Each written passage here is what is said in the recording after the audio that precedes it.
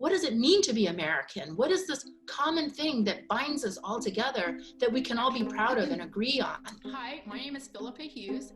People are screaming and yelling at each other, and that's a real thing. The other real thing is that most Americans actually do want to talk to each other, and when we create space for them to do that, they will participate, sometimes with a little nudging. How are we going to even have an election this year? What do you all think about what's going to be happening between now and November?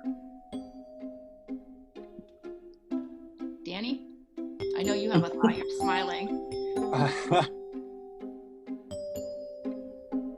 After the 2016 election, I was pretty depressed. Like a lot of people of my liberal ilk, I posted an invitation on Facebook to ask people who voted for Trump to come over to my house for dinner, and I would cook dinner for them. 3 Trump voters, and then I invited a couple liberal friends and 3 of us, and we talked. We argued basically from the second everybody walked in the door.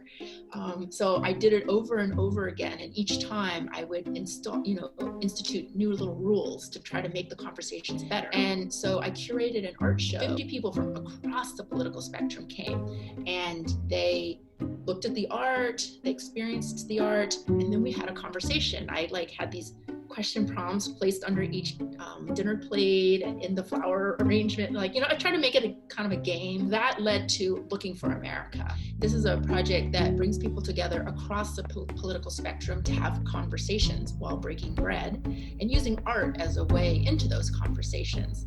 When COVID hit, I never thought to stop the project. I figured, the pandemic will be over in 2-3 weeks, a month tops. And so I just kept planning in-person gatherings as if eventually we would be able to do it, pretty soon, like by summer.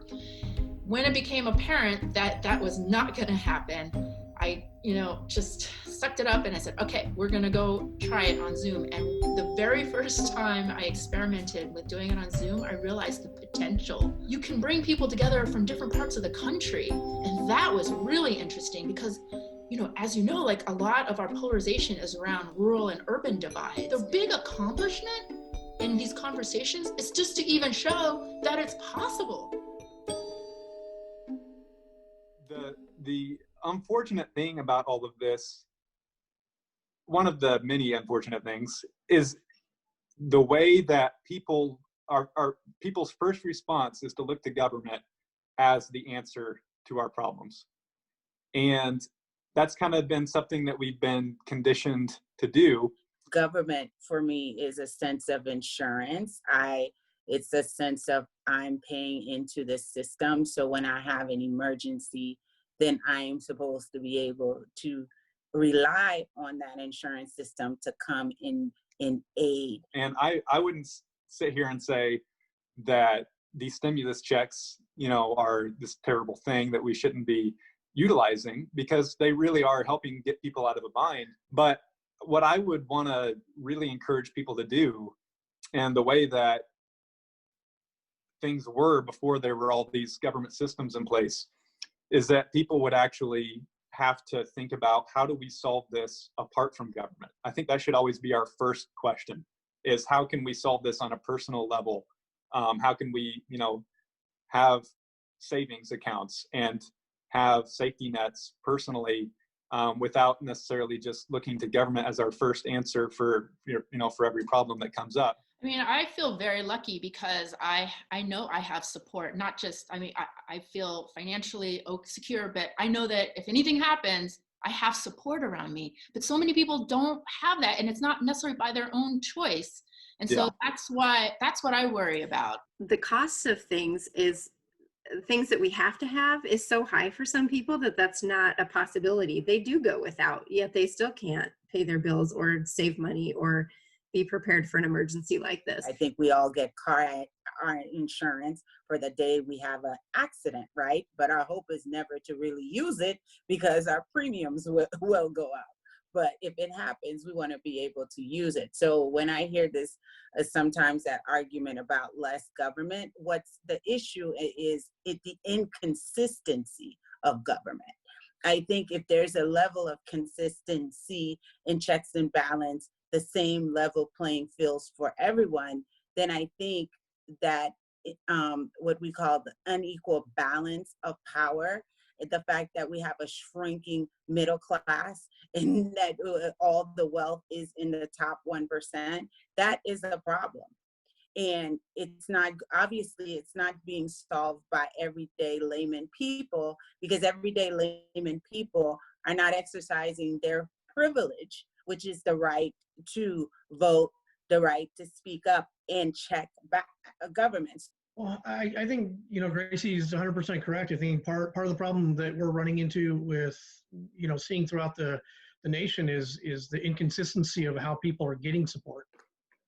And so if people are not getting the support, then that's where you're going to have more frustration, more anger.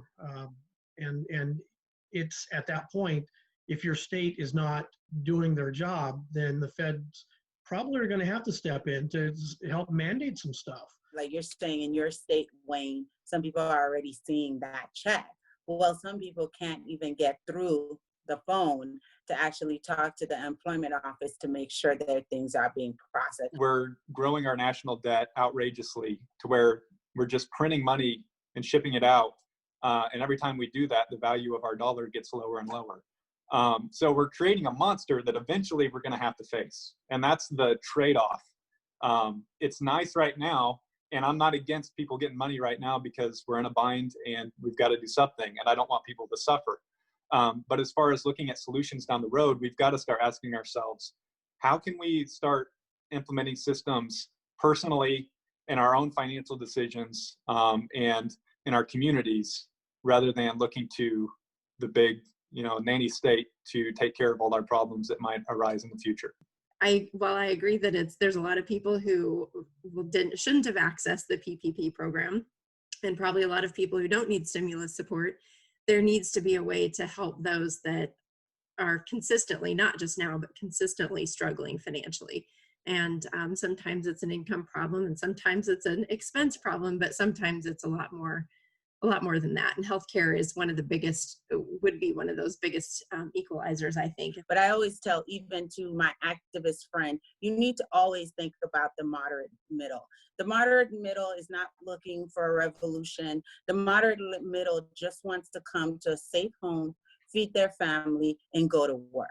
And either if you're on the left or either if you're in the right, if you can think about what could help and support the moderate middle, I think we would answer a lot of questions. I agree with a good bit of what you're saying, especially about the moderates.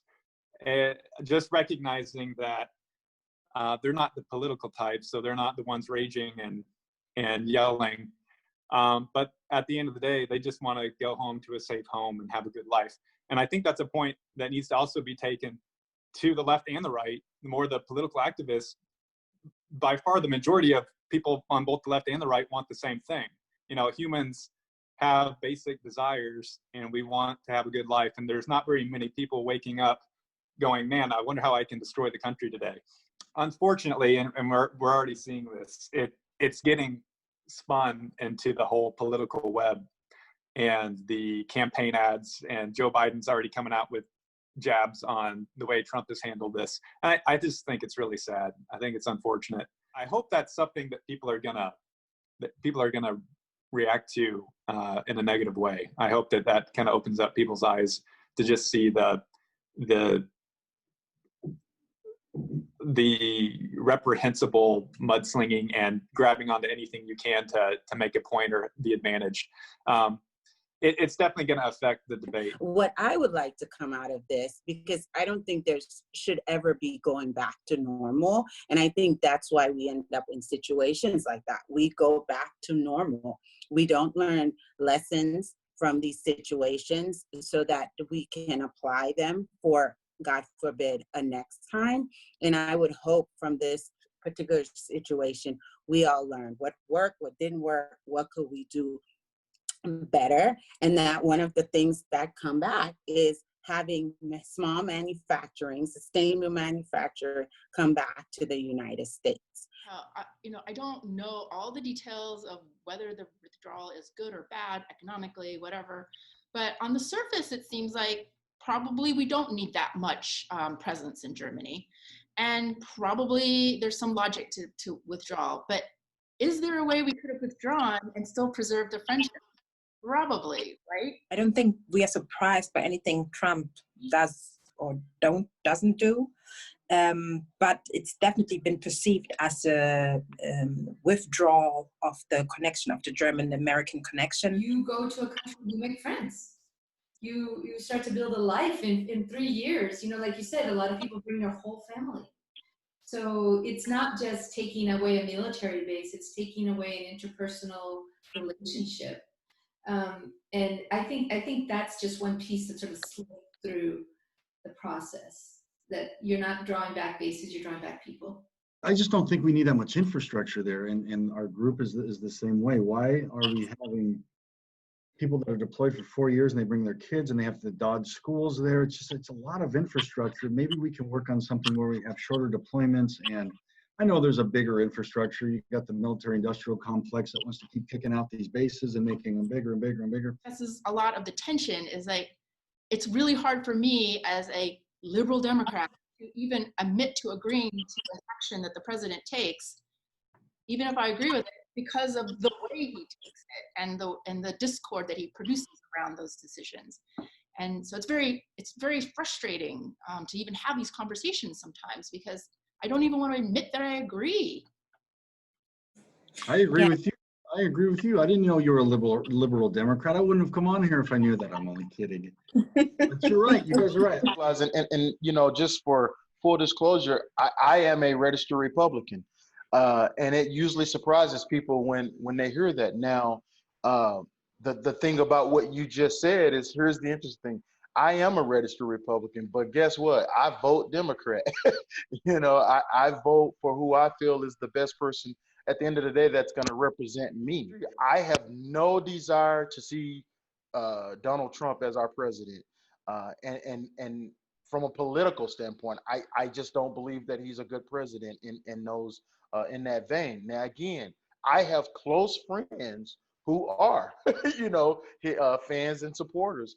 You know, it has gotten ugly over the last few weeks, because, you know, we get to that point of starting to, the labels don't, you know, it goes beyond now a Republican, liberal, conservative, or whatever, to allow you're an idiot, you know, and those things. So, yeah, you know, it's interesting.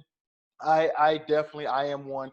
And like I always like to say, as a Black individual, we are not a monolith. So it is what it is. The founding of our country had ideals that were not lived up to at the time, and there's lots of speculation as to why they were not lived up to. However, no one is upset at the ideals. They were upset at the hypocrisy of the ideals not being lived up to.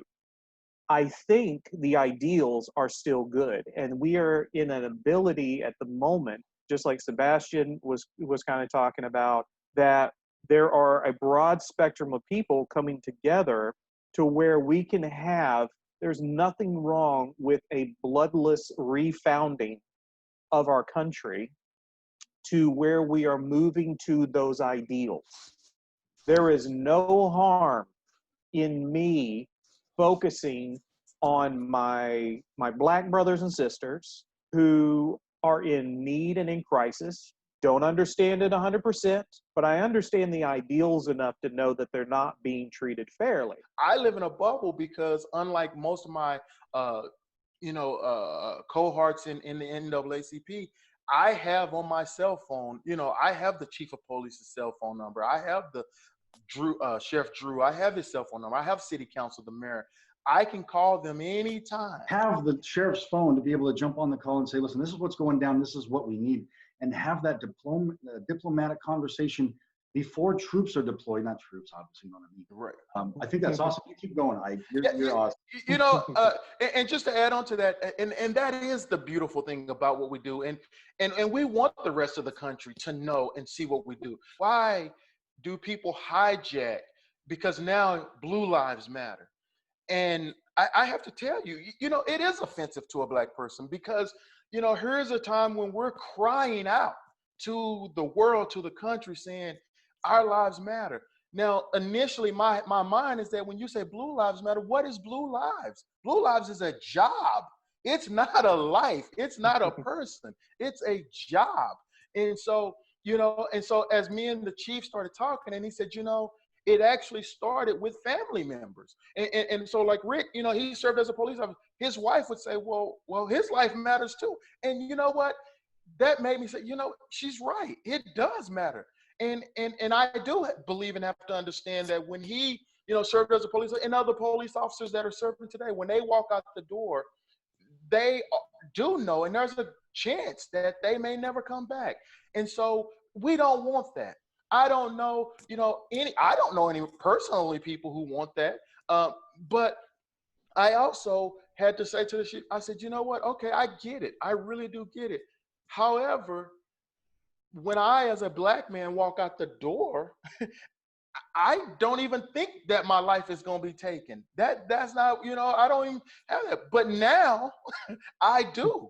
I don't want a leader who says that there are good people, you know, in Charlottesville when people are protesting, because there is nothing good from the alt-right or the KKK or Aryan brother. There is, I mean, you can't tell me anything good about it, because that's all hate for me. And yeah, we'll again, go for it. In any crisis or tragedy, it causes a lot of things to happen. It causes people to think more deeply and to maybe sometimes, hopefully, put aside some petty differences and disagreements. Obviously, there's a lot of division in our country. There's a lot of hatred in our country that's just really not sustainable. There's a lot of yelling and a lack of dialogue and a lack of empathy. I hope that just having this common enemy and having this shared experience that everyone's going through together is going to help bring people together and provide some healing to the hatefulness and to the division. And just seeing the acts of kindness and the way that people are, you know, showing more empathy and looking at each other as fellow bearers of this situation definitely has a way of bringing perspective and pulling people together. So I hope that we're really learning from this, and that relationships are being created and a bond is being made that isn't going to dissipate, you know, a few weeks after all this is over. We'll have a big test coming up with the election. That'll be our big exam to see how we did, if we made any progress or not. And it's going to be tough. There's going to be a lot of people that are the same, but I'm hoping that there's some healing. Yeah, I'm with you, Danny. What does it mean to be American? What is this common thing that binds us all together that we can all be proud of and agree on? I have this idea that's out there, that group identity that can bring 330 million Americans together is out there, but I haven't actually found it yet. But that is the central question to this project called Looking for America. The central question is, what does it mean to be American? How can we find our American identity together?